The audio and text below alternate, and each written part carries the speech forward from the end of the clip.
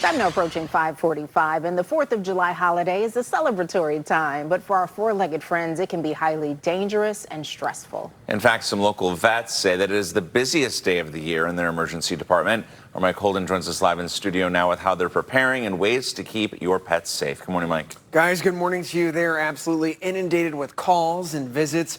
Combine that with pets getting out and running away because of the fear of the fireworks. And listen, we love to indulge in cookouts and fireworks. Sometimes, though, we get distracted by all the activity. Local vets say we need to keep our pets out of harm's way, and the simplest steps and preventative measures could save you a trip to the local ER. Boy, heel. 4-year-old Cane Corso, Vito, truly is Debbie Bartolozzi's best friend. He loves long walks, but absolutely hates fireworks and the heat. Seems like this last year, I don't know if it's with age, he's getting more sensitive to the sounds.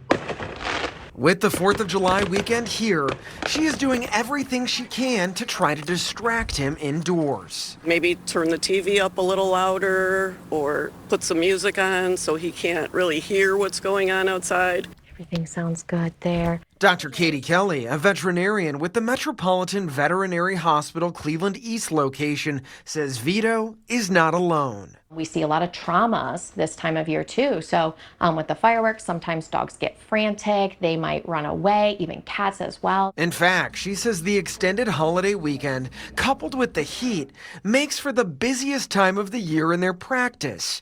As they're preparing for the surge of patients, she says pet owners should be proactive. Contact your vet about medications as over-the-counter supplements don't necessarily work, and try to create a secure home setup. There are a lot of different medications we can use, anti-anxiety medications, sedatives to make them nice and sleepy so that they can just sleep through the fireworks without the stress. Close all the windows so they can't hear anything, close the blinds.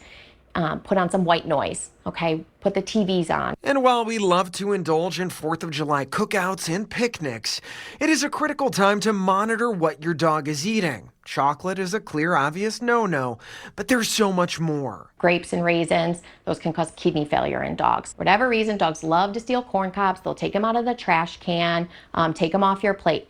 Now, their body cannot digest the corn cob themselves. It's a good girl. Dr. Kelley says distractions can happen, but I also asked her, what is the number one most common emergency, number one thing that all pet owners should look out for? Heat stroke is the most common thing we see this time of year. Squishy-faced breeds like Frenchies, bulldogs, and pugs cannot regulate their body temperature due to not having sweat glands, so they pant it out. And bigger dogs, well, they struggle too. Whatever the breed may be, she says focus on their breathing and pay close attention to a change in their skin color in this heat. Noisy panting, so if you start to hear kind of like a that is a sign that they're getting some swelling in the airway. Look at their gums inside of the ear, the whites of their eyes. If those are starting to look brick red, they're in distress. Great info from Dr. Kelley right there. Bottom line, keep a close watch on your pets and trust your gut. If something doesn't feel right, you got to get to the vet. Dr. Kelley also says heat stroke can happen so fast in pets. In fact, a few weeks ago, she told me a dog came in with a 109-degree temperature. That's when organ failure can occur.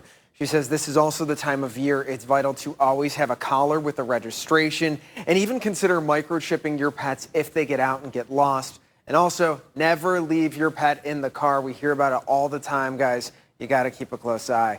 Can't trust those temperatures. Always so upsetting when you see the pups that are locked in the cars. Real quick, Mike, it's important to watch for the warning signs that you talked about. And you talked about the change in skin color and breathing patterns, but when should we really consider taking our pets to the emergency room? And that was a big question. Dr. Kelley says try treating at home initially, but if it worsens, you have to get to the ER for heat-related issues.